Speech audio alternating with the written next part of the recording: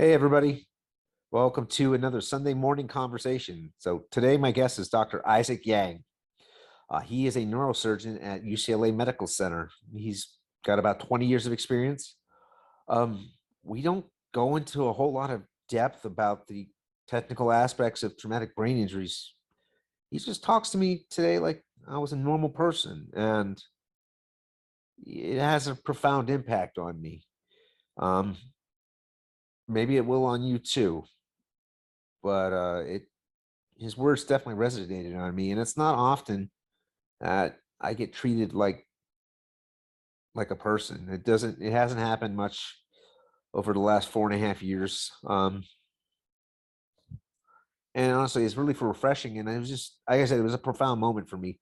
So I hope you enjoy this one too, and maybe you feel the same way that I felt. So thanks for tuning in, everybody. Hello. Hi, Doc. How are you? Good. How are you, Eric? Um, Not too bad. It's a dreary day here in Atlanta. Can't always be like Southern California. Yeah, it's pretty nice here. When did you move there? I saw you grew up in Chicago. I did. I was born in Chicago, and my father is a physician, and he moved out to the Central Valley in California when I was a kid. And I've stayed in California pretty much my whole life. With that weather, I wouldn't leave either. So, I'm glad you accepted my invitation. I don't know if you knew it, if I introduced myself any well. I'm a TBI survivor, and I suffered mine in October 2017. So, I've kind of learned a lot around the ways, and I've forgotten even more. So, it's coming across you, it was definitely interesting because I don't know a whole lot about neurosurgery, and being a TBI survivor, that there's not a whole lot, at least that I know of, that neurosurgeons can do. So what out there, have you had, like, what are the new and exciting things out there in neurosurgery that could be coming up on the horizons for TBI survivors? Well, Eric, I was really interested to read about your story about you and the car accident. I think cycling in a car accident in 2017.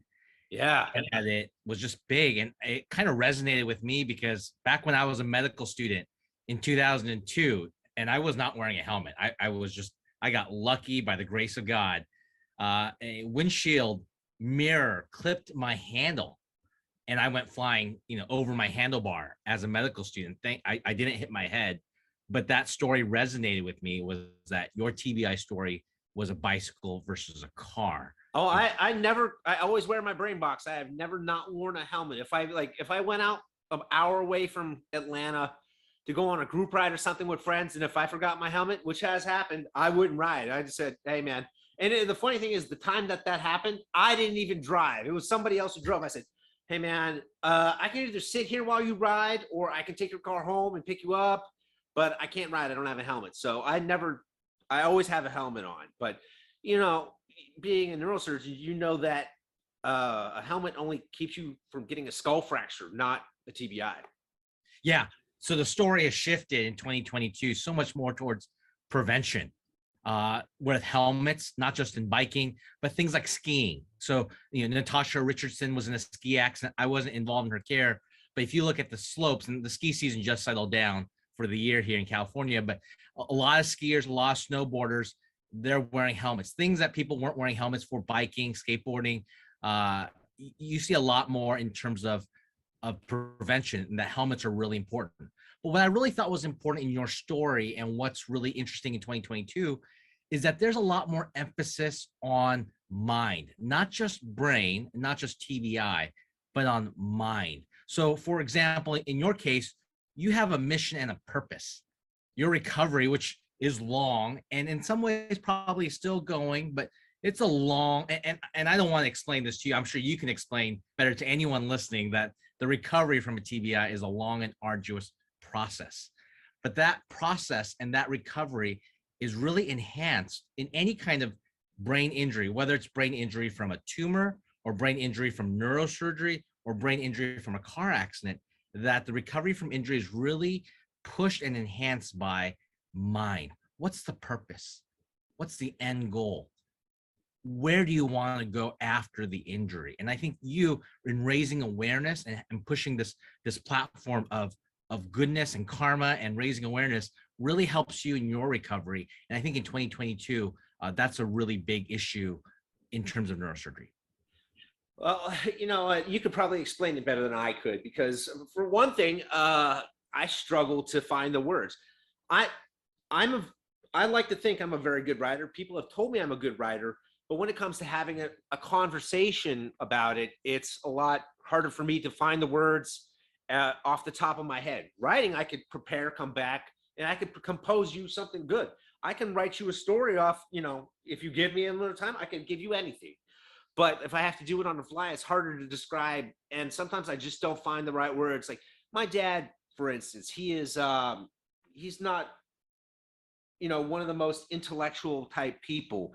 And I've often tried to have the conversation with him about my TBI, a serious one, but I've never been able to find those right words to connect to my father about, everything I've experienced going through all that. My mom is a lot easier because my mom's been a nurse since the 70s. So we have that connection. No matter, even though my mom is 4 states away, I've always got someone in my corner who understands it. And if she doesn't understand it, she can pick it up pretty quick. So I've got someone who at least can be my shoulder to cry on and give me some kind of advice or point me in the right direction. Or, when I'm in a neurologist appointment, she could be like, if I've had to handle all this stuff on my own. My ex-fiance actually happened to leave me. This wasn't her bag. So I've been doing this whole recovery process and the legal process and everything on my own. But if I was in a neurologist appointment and I was stumped on something, I'd have my mom on the phone, be like, "Do you have any follow-ups you want to ask?" And a lot of people, they don't have that luxury. It sucks that she couldn't be there in person with me to talk, but at least I have her on the phone to have that follow up there to get that crucial question. And other people don't have that luxury. So that does help me sometimes. Yeah, I think you touched on a really key point, especially for people who are undergoing anything stressful, whether that's an infection or cancer. And in this scenario, if you're undergoing TBI and recovering from it, that's a huge life stress and that's a huge stressful process. And so in that process, you have to have a team. And you're so lucky because you said you got your mom, she's in your corner, she's listening for you. But any human being going to a doctor's office, even when I go see my doctor, I'm insanely stressed. It's a hard experience. So my wife will go with me. Or, for you, you have your mom. But you just need to have that. And if you don't have family, which is okay, there are strained relationships in every facet for every human being.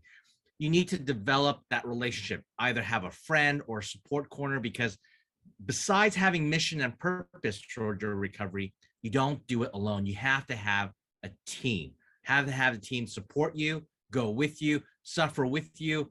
Because if you have a team and you're together and you have a mission and purpose, man, you can go through a lot more than if you go without mission, without purpose, and all by yourself.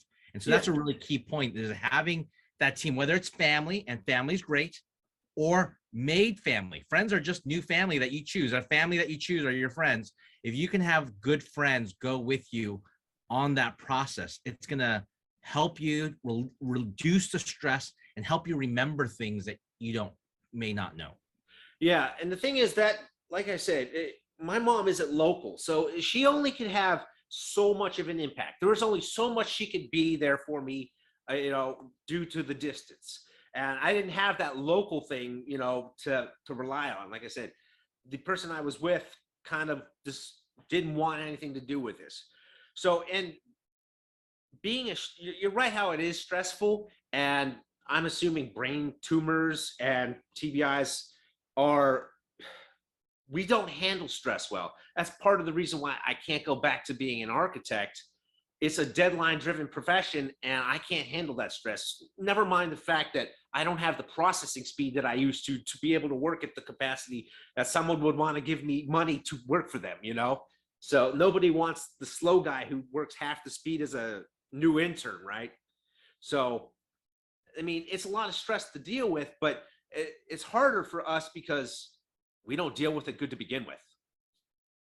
I think you're right. I think if the pandemic and COVID over the past 2 years has shown us anything, is that we're more stressed than we ever have been, and we don't deal with the stress well. And you have to build that resilience for the next big black swan event, whether it's a TBI or the next pandemic or a nuclear war, whatever it's coming. There's something happening. Something's always happening. Life is always happening. And when you have it good, and I bet you would be able to tell me better than this, is that you have to train. You don't just go out there and do a marathon or become a triathlete. I could not do what you do. I can't just go tomorrow and say, well, I'm going to bike 100 miles. I'm going to die. And so you have to train in order to be able to withstand the waves and the storm. And so I think you're absolutely right, is that you need to be able to build up that resilience. And we are not that good at dealing with stress as human beings and or society. So how do you think, what are some of the similarities that you would say that somebody recovering from a brain tumor has with someone with a TBI? What are some of the main features we have in common, aside from it being a lot of stress to handle and needing a team? I mean, I think it's really almost a catastrophe. Basically, when those kinds of things happen, it's a catastrophic event. It's shocking. It's a trauma. I mean, there's things like PTSD, post-traumatic stress disorder. Even after the trauma is gone and the stress is gone, you can still be reliving it. You can get stuck in that quandary, and it's hard to move on and move forward beyond what it is. I think one of the things that people who are undergoing stressful things need to help develop is just the grace and the space to say, I'm not okay, and that's okay. Because people are trying to get back to, and I think especially now in 2022, when you're going through social media and Instagram and everyone else's life looks perfect, to say, well, my life needs to be perfect right now. And maybe that's not the current spacing. I think one of the things that can be helpful is to recognize, well, what you're going through is insanely traumatic, and that if you're not okay, that's okay. And that you can ask for help, and we can all find a team to help each other. Yeah, that's one of the things that, this is actually going to be two parts, but I have never really been silent about what I was going through. When I went through my breakup, I lost a lot of my friends. They were mutual friends, but for that first part, that was the first 2 years after my accident. But I was never quiet. I would always tell people what I was going through, whether my depression was, horrible at the time. By the way, I went through ketamine therapy for that. It worked, but with the pandemic, the depression ended up coming back. So everything you read about that, 100% true. Works just like the literature said. And I put 7 months of research into that before I pulled the trigger on doing it. But I would tell people when we would go on a run around the neighborhood after they got off work, it's like, man, I'm really struggling right now, or I'm doing all that. So I would share that. But the problem, at least with TBIs, I don't know if people with brain tumors going through recovery can say the same thing, but TBIs are an invisible injury. They can't see it. Your patients, your brain tumor patients, they got those bald heads, or if not, they've got this huge wicked scar on that people can see, and they're like, wow, that you went through something incredibly fucked up. That's a lot of shit to deal with there. But with a brain injury, I sound normal. I look normal. It's the empathy isn't there for someone. It's not that people don't possess the ability to have empathy. Some don't, but if they can't see it, they can't, like that big scar on their head, they don't have it. They can't make that what's the word I'm looking for? Connection. Yeah, that's very true. And there is a lack of empathy, I think, just in general. But when you're going through so much and you're trying to find that, and I think connection is absolutely the right word, that you're trying to find connection and you're trying to find redemption and meaning. I think the story I would advise or push out for anyone recovering from, whether it's TBI or from a catastrophic event, is that that isn't the end of your story. that the TBI or the depression or the brain tumor or the skull-based surgery, that this disease and this illness, although it is a part of your story, it will not be the final chapter or the final word in your story. It's, I said this, and I could assume this is both kind of the same for a brain tumor, but for me, after I got hits, the old Eric was dead. He was no longer exist. However, the person that my fiance looked at that day, that was not the new Eric. There's kind of like a transitory phase, right? I'm assuming with a brain tumor, you have your life before you were diagnosed or before you at least started to notice the symptoms of it. Then you have the time where you're living with it.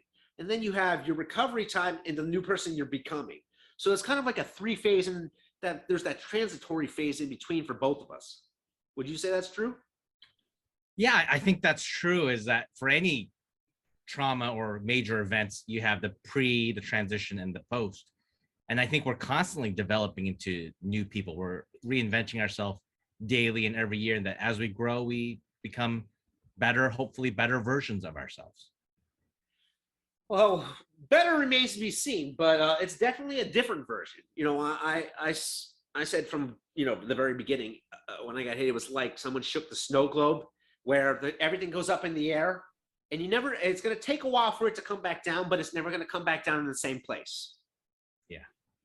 So that's what it's like.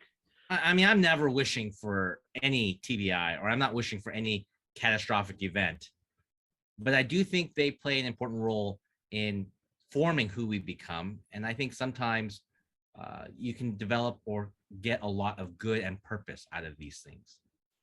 Yeah. So, what has been, why did you choose to go in the direction of neurosurgery?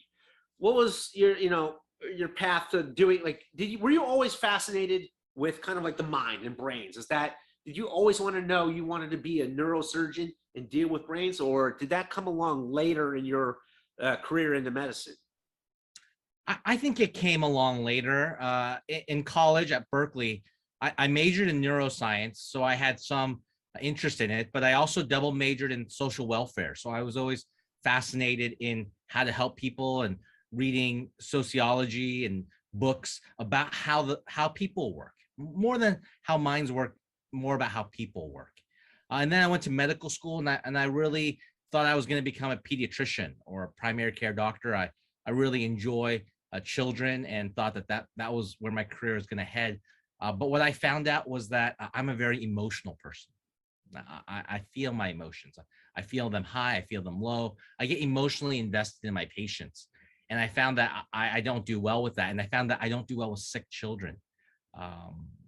It just, sickness is always sad of any kind. But I think sick children just made me very, very sad. And so I just couldn't move in that direction for pediatrics. Ultimately, I found teachers and mentors, people who really switched the trajectory of my life. And that I found that when I was in front of a cadaver, or of a head, or of a brain, my hands naturally adjusted to the technical demands of brain surgery and of opening the skull, of doing spine surgery, and that I enjoyed working with my hands. And then finally, once I got into it, I just realized the huge impact we could have, the huge impact that neurosurgeons have and surgeons have on the mind and on the brain, that we're going through patients' most critical, catastrophic, maybe their most stressful and one of the most stressful periods and darkest hours of their lives. And being able to go through those experiences with patients, it's immensely rewarding. Well, I have two things to ask you based on what you said. Now, the first one is, you're a very emotional person. Do you wear your emotions on your sleeve? Obviously with a brain injury, I have trouble reading people, but you're one of those people that I can read like a book and it's very obvious to see what you're feeling. Yes. My wife says that I'm very easy to read from a mile away, that you can feel my temperature from across the room. Now, in parts of my job, I do have to keep that quarantined and cordoned away and composited away. But in my regular life and who I am, I'm pretty easy to read with my emotions. The second thing I wanted to ask you is, I assume neurosurgery is something that you have to have, man, a delicate touch is one way I'd put it, but like a certain finesse with the ability, like with kind of like an artist brush, to where the pressure you apply, and it's kind of like not just the finesse of the physical way of the way you can work a scalpel, but kind of, do you have that same kind of finesse that you apply to the way you approach your patient care outside of what you do with a sharp blade? Yeah, I think you hit it right on the nail around the head. Is that, I've been doing this almost 20 years now, and there's so much science and so much technology in modern medicine. There's so much science and technology in surgery and in brain surgery. I mean, if you look at the technology we have, it easily outpaces how we put a man on the moon. The technology and the science is just mind blowing. But when I look at what I do, and the longer I do it, the more I realize is that there's a lot of finesse. I like that word.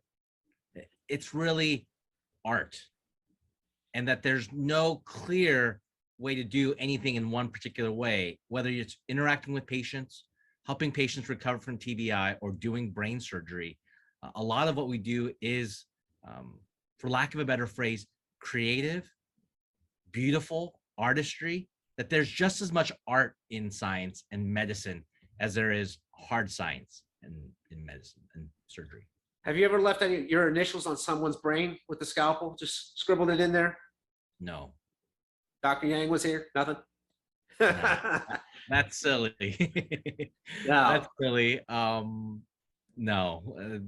I think I've read or like an urban legend or myth, but I don't think 99.9%, I mean, I would just say 100% of the doctors I know and surgeons I know would never even entertain such a thought, let alone actually do anything. If it's okay, I'm going to say stupid. Oh, I was just being facetious, Okay. But no, I'd say that it takes that kind. When I say finesse, I don't know if people. Finesse has taken on a whole new meaning due to the Urban Dictionary, to where you feel like you're fleecing someone. You're, that kind of sense. But finesse in the traditional sense is you have a certain kind of delicacy and intricacy to the way you move or operate or handle something. It's kind of like teaching a master class. So if others, for the people out there listening, most people don't know the traditional sense of the word, but that's how I would describe the kind of skill that someone like you can perform their job. It's kind of those things that you could almost do it blind and be perfect. Maybe not blind, that's a little bit risky, but it's just the kind of the skill that you've acquired over the years. Is really, I said, it's like an art form, how an artist moves a brush, where the line weight changes with the pressure you apply, or yeah, I didn't know that was another definition or a modern definition of finesse, but I was thinking of literally, like you said, a delicate approach or really a unique approach. When I think about finesse, I'm thinking that I see a way to fix this problem that no one else in this room sees because of my unique background, because of how long I've been doing this. I see a way that's better for my patients, better outcomes, less invasive, more compassionate. And I see that method. And for me, when I think of finesse, that's what I think is some unique way that I see that may not be readily apparent to everybody else, but that I see because of my finesse. What is the most rewarding thing for you out of this? What do you get for this? What do you look forward to at the end of the day? What makes you keep coming back to it? I think what I like most about my job is that I get to help other people heal. I get to help other people heal. And I think what's really remarkable about that is it reflects to me my own brokenness. Like, we just talked about invisible illnesses and brokenness, and that I'm just as human as everybody else, and everyone is just as human as you, and that we all have brokenness, and some of them are more obvious than others, and that I get to see people in their darkest hours, and we get to see brokenness, not just in people, but in relationships, in family relationships, just brokenness in humanity. And what's immensely rewarding is that in all that darkness and in all that brokenness, you look for small lights, tiny lights. And that those lights, whether it's mission or purpose, teams and families, and really what I think is love, that redemption, that even though I'm a broken human being, I'm doing my best to help other people get better, and that they're reflecting me, and that my patients help me to fulfill my mission and my purpose, and that together we move forward, helping each other, redeeming each other with kindness and with love. That's easily the best part of my job. That's why I come back, is because tomorrow I'm going to look for someone else who's going through a hard time and who will see me and say, we're going to move forward with this, and that all your training and all your years of experience are going to help me here, and that I get to help you and someone else gets to help me, because we're all trying to just help each other. What's it like standing there, in front of someone with part of their skull removed, looking at a living human brain? What is that like? And the piggyback on that, I built many, many models in architecture school. And when it comes to building a model with an X-Acto blade, I can be, or used to be, just as skilled as maybe you could, with an 11 blade. But it's, there's been times where I've cut myself being up all night and I super glued it back together. I know what it's like to sink a blade into flesh. How does that differ when you sink it into brain tissue? What is that sensation? Is it like kind of like a tough membrane that you got to get through, that you have to have that just perfect amount of pressure to apply to get through it? What is that like? I don't know if I'm even articulating what I'm trying to say. So tell me if I don't make any sense. No, it's definitely based on feel. You see, you feel, it's a certain touch, and it takes years to develop that. I'm going to use the word again, finesse, but to develop that touch and to develop that pressure, it's definitely a feel. And for me, what I feel in that moment, you asked me, what do I feel when I see a human brain or a spinal cord? I feel awe. I feel wonder. I feel like if you are just looking at a beautiful mountain or the Yosemite Valley or a beautiful sunrise or a beautiful sunset, I feel like I'm on holy ground. I feel like I'm in a reverent space, because that brain and that spinal cord, it's beautiful, just like any sunset, any sunrise. But I feel that reverence, that pressure, that duty. I feel like I'm doing something sacred, because in that moment, nobody really wants to have brain surgery. It's there because there's a life and death situation. And I feel like I just have to bring the best I can into that moment. But I definitely feel reverence and awe, because the brain and the human body, it's just an amazing creation, and it's beautiful to see the brain in that moment. What's the biggest tumor? What size was the biggest tumor that you've successfully removed at once? How big? Fist, golf ball? Bigger than that. Some of them have been quite big, like softball-sized tumors, just huge. So when you close back up, does that just leave a softball-sized void in their brain now? No, I mean, the brain kind of comes back into that space, but depends on how long it's been there.